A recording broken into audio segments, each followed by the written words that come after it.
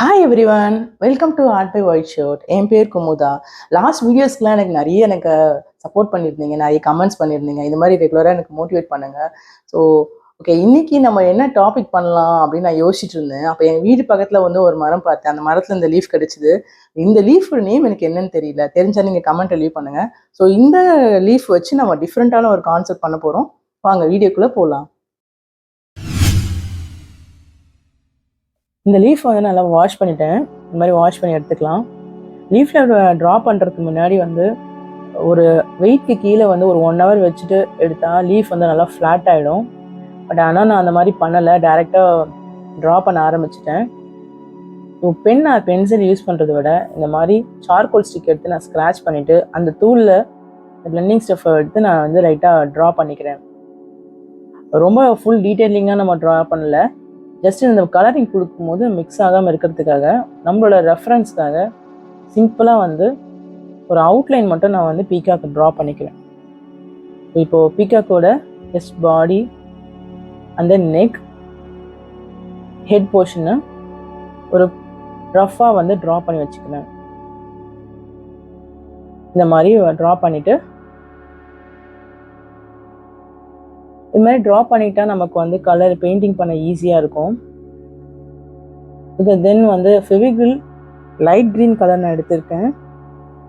5 cm flat brush எடுத்து நம்ம வந்து அப்பர் போர்ஷனுக்கு வந்து ஃபில் பண்ணிக்கலாம்.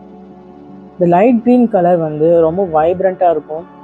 பீகாக் ஃபெதர்ஸ் நமக்கு வரையும் போது நல்லா கலர்ஃபுல்லாக நமக்கு விசிபிள் ஆகும். ஸோ அதனால் இந்த கலர் நான் சூஸ் பண்ணியிருக்கேன். உங்கள்கிட்ட எந்த க்ரீன் கலர் இருக்கோ அதை நீங்கள் ட்ரா பண்ணி பாருங்கள். ஸோ இந்த மாதிரி அப்பர் போர்ஷன் இந்த லைன்ஸை வந்து டச் ஆகாமல் நம்ம வரைஞ்சிக்கலாம். கலர் வந்து நான் டபுள் கோட் கொடுத்துருக்கேன். சிங்கிள் கோட் கொடுத்தா அந்த அளவுக்கு நமக்கு வைப்ரண்ட்டாக இருக்காது. தென் இந்த மாதிரி ட்ரை பண்ணிக்கலாம். ட்ரை பண்ணிவிட்டு வரைஞ்சால் நமக்கு நெக்ஸ்ட் கலர் வந்து ஸ்மர்ஜ் ஆகாமல் இருக்கும். ஏன்னா லீஃபில் ஆடி ஈரம் இருக்கும், ஸோ ஸ்மர்ஜ் ஆக வாய்ப்பு இருக்குது. தென் இப்போ பாருங்கள், நல்லா கலர்ஸ் வந்து ப்ரைட்டாக இருக்குது. லோவர் போர்ஷனுக்கு வந்து டார்க் கலர் கொடுக்கலாம். பீகாக் வந்து ஒரு டார்க்கான ஒரு கிராஸஸ் மேலே நிற்கிற மாதிரி நம்ம ட்ரா பண்ணுறோம். இப்போ வந்து black and dark green add பண்ணி நான் இங்கே லோவர் போர்ஷன் மட்டும் ஃபில் பண்ணுறேன். அந்த போர்ஷனில் ஒரு ட்ரையான கிராஸஸ் இருக்க மாதிரி நம்ம வரைகிறோம். ஏன்னா ஆல்ரெடி பீகாக் வந்து நல்லா கலர்ஃபுல்லாக டார்க் நல்லா வைப்ரண்ட் க்ரீனில் இருக்குது. ஸோ கீழேயும் நல்லா க்ரீனில் இருந்தால் நல்லா இருக்காது. ஸோ அதனால் ட்ரையான கிராஸஸ் இருந்தால் எப்படி இருக்கும் அந்த மாதிரி தான் நம்ம வரைகிறோம். ஸோ பிளாக் கலர் நான் போட்டுட்டு ட்ரை பண்ணிக்கிறேன். தென் டார்க் க்ரீன் எடுத்துகிட்டு பாட்டில் க்ரீன் எடுத்துகிட்டு ஒரு கிராஸ் எஃபெக்டில் வந்து இந்த மாதிரி வந்து ட்ரா பண்ணிக்கிறோம். தென் பீகாக்குடைய பாடி போர்ஷன் வந்து ஒயிட் கலரில் நான் வந்து இந்த பாயிண்டட் ப்ரஷ் எடுத்து நான் வந்து வரைஞ்சிட்ருக்கேன். இந்த பாயிண்ட் ப்ரஷ் ரொம்ப எனக்கு ஈஸியாக இருக்குது மற்ற ப்ரஷஸ் விட. ஏன் ஒயிட் யூஸ் பண்ணுறோன்னா உள்ள டீட்டெயிலிங் வந்து விசிபிளாக தெரியணுன்றதுக்காக ஒயிட் கலர் போடுறோம். ஸோ டைரெக்டாக கலர்ஸ் வந்து நம்ம கொடுத்தா இந்த லீஃப் வந்து இருக்கிறதால லீஃப் வந்து நமக்கு தெரியாது. அதனால் ஒயிட் இந்த பீகாக்கோட பீக்குக்கும் ஒயிட் கலர் அப்ளை பண்ணுறோம். பாடி போர்ஷன் வந்து டார்க் ப்ளூ யூஸ் பண்ணுறேன். ஸோ பீகாக்கோட பாடி போர்ஷன் பார்த்திங்கன்னா blue, dark blue, light blue கொஞ்சம் மிக்ஸ் ஆகிற மாதிரி இருக்கும். ஸோ முதல்ல டார்க் ப்ளூ கொடுத்துட்டு தென் அதுக்கப்புறம் வந்து லைட் ப்ளூ நம்ம ஆட் பண்ணிக்கலாம். இப்போ ஹெட் போர்ஷன் நம்ம வரைகிறப்ப கொஞ்சம் பார்த்து வரையலாம். ஏன்னா தின்னான பேஸ்ட்டில் வரைகிறப்ப பக்கத்தில் இருக்க கலரில் வந்து மிக்ஸ் ஆகாமல் இருந்தால் நல்லாயிருக்கும். இந்த மாதிரி வரைஞ்சிட்டு ட்ரை பண்ணி நம்ம வரையலாம். அப்போ தான் அதர் கலர் மிக்ஸ் ஆகாமல் இருக்கும். இப்போ ஸ்கை ப்ளூ கலர் எடுத்துகிட்டு அந்த பாடி போர்ஷனுக்கு மேலே திரும்பவும் நான் ஆட் பண்ணுறேன். ஸோ டார்க் ப்ளூ மேலே இந்த மாதிரி லைட் ப்ளூ ஆட் பண்ணுறப்ப நமக்கு ஒரு டிஃப்ரெண்ட்டான ப்ளூ கிடைக்கும். ஸோ பாருங்கள், ஓரளவுக்கு நமக்கு மயிலுடைய ப்ளூ கிடச்சிருக்கு. மயில் ப்ளூ சொல்லுவாங்க இல்லையா, அந்த ப்ளூ கிடச்சிருக்கு. தென் இப்போ பீச் கலரும் ப்ரௌன் கலரும் மிக்ஸ் பண்ணிக்கிறேன். இந்த பீகாக் வந்து பேக்ரவுண்டில் இருக்க கலர் நம்ம வரைகிற மாதிரி பண்ணுறோம். ஸோ லோவர் போர்ஷன் வரைஞ்சாச்சு. இப்போ பேக்ரவுண்ட் வந்து இந்த மாதிரி ஒரு கலர் இருக்க மாதிரி நம்ம எஃபெக்ட் பண்ணுறோம். ஸோ இந்த மாதிரி நம்ம கலர் மாற்றி போடுறப்ப so peacock feather, lower portion எல்லாம் தனித்தனியாக நமக்கு தெரியும். எந்த கலர் வேணால் நீங்கள் யூஸ் பண்ணிக்கலாம். இது நல்லாயிருக்கும்னு எனக்கு ஃபீல் ஆகுது. ஸோ அதனால் இந்த கலர் நான் அப்ளை பண்ணிக்கிறேன். இந்த மாதிரி கலர்ஸ் நம்ம அடிக்கும் போது அப்பர் போர்ஷன் கலரும் வந்து டச் ஆகாமல் பார்த்து பொறுமையாக பண்ணிக்கலாம். ஸோ டச் ஆனால் கூட நம்ம வந்து திரும்பவும் அகைன் நம்ம கலர் போட்டு நம்ம கரெக்ஷன் பண்ணிக்கலாம்.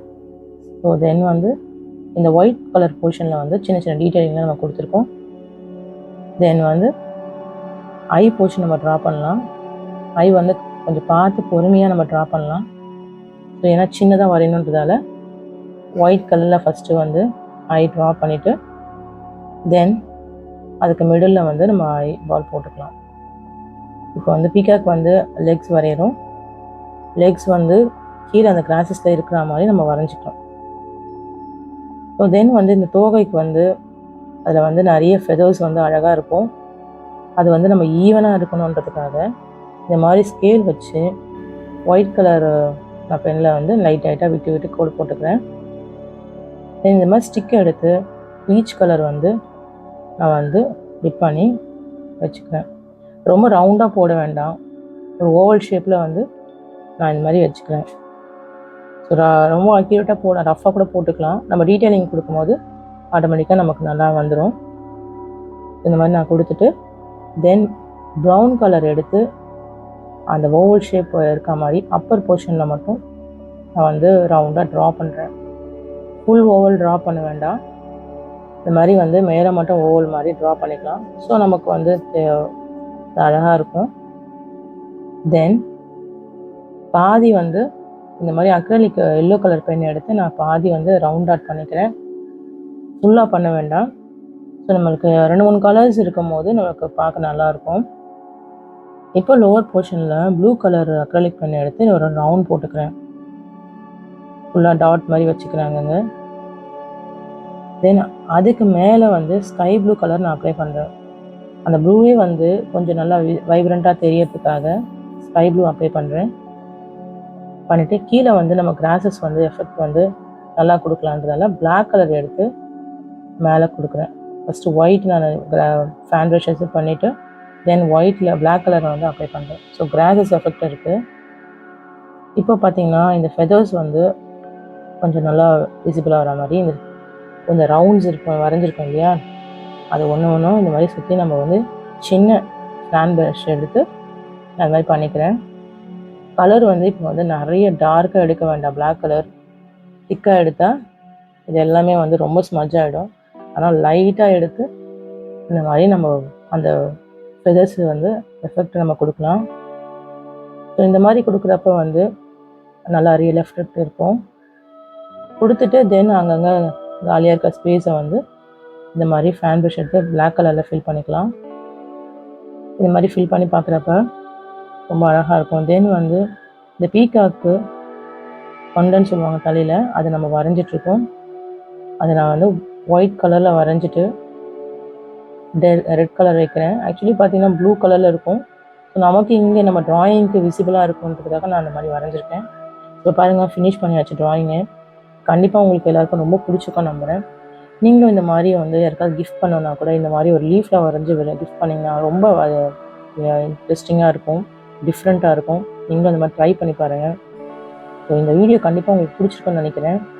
இந்த மாதிரி வேறு ஒரு கான்செப்டோடு நான் உங்களை மீட் பண்ணுறேன். தேங்க்ஸ் ஃபார் வாட்சிங்.